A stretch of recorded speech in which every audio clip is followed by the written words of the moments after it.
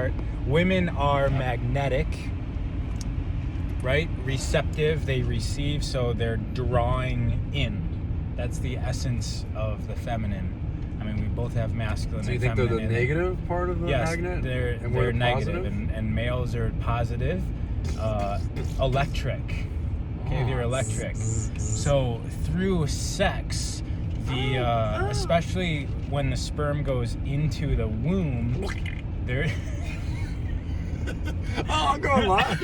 You're filming me? Yeah. This is my show, buddy. You can't hijack my show. The sperm and the lining of the womb creates an electromagnetic energy, right? And then through that energy, that's where the force can be attained from both the male and the female. And the male must actually hold the female after sex to be immersed in this cloud of electromagnetic energy. Shit. And that's hot. Yeah, so does this happen if you're using a condom or if you're pulling out? Not as much, unfortunately, because both of those are unnatural acts. What? For which I do not have a solution for, because it could result in a baby. However, there's ways to attain usage of sexual energy by not having sex, but there's ways to attain it by having sex also. And the Egyptians are really big into having sex. Some of like the Taoist principles are big into maintaining your euros, your sexual life force energy. But from an Egyptian standpoint, yeah, the male is electric, the female is magnetic, and the mixture of the two creates electromagnetic field. And after sex, the male must nest. Okay, they must actually go against their nature and basically be very, very close to the female, because that field of electromagnetic energy is around the female. So the male must also not go to sleep, stay awake and nurture. And I can go on and on and on about this. In order to, you're talking about after ejaculation inside, okay, and more specifically, when you're trying to have a kid. I'm just talking about the using sexual alchemy. Oh, okay. So this creates a field of energy that you can then take into your body and feed that into your physical body and even your ka body, which is like your subtle energy body. Your how can this be said? I like where we're going with this one. I guess it could be said like in between you and your higher self. There's this other light body. I guess light body is the term people are using nowadays. But in order for you to actually get anything out of the light body, you have to feed the light body, and you can do that through sexual alchemy.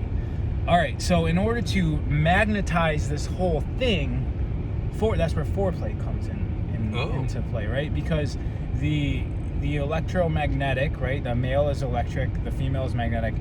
Amplification happens through foreplay. The more excited both the male and the female gets, the bigger the field of energy, and it basically continues to grow and grow and grow until mutual orgasm.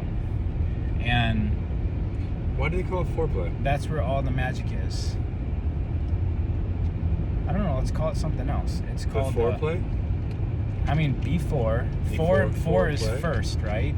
So it's the first play of the day. 4 is first. I think that's all there is for that. Wait, let's end it with a bang, man. Literally.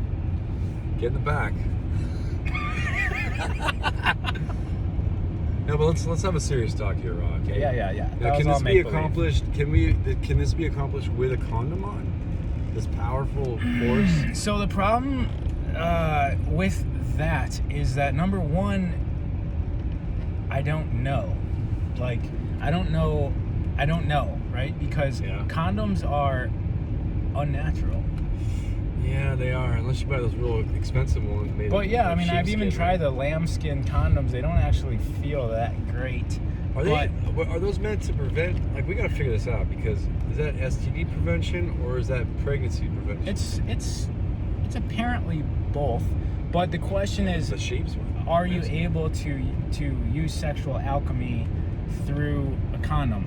Yes. It's just the sperm entering the womb. That interaction doesn't happen. But there's still an electromagnetic field that happens through male and female, even just touching, and amplifying that through sex with the condom is going to happen. Interesting.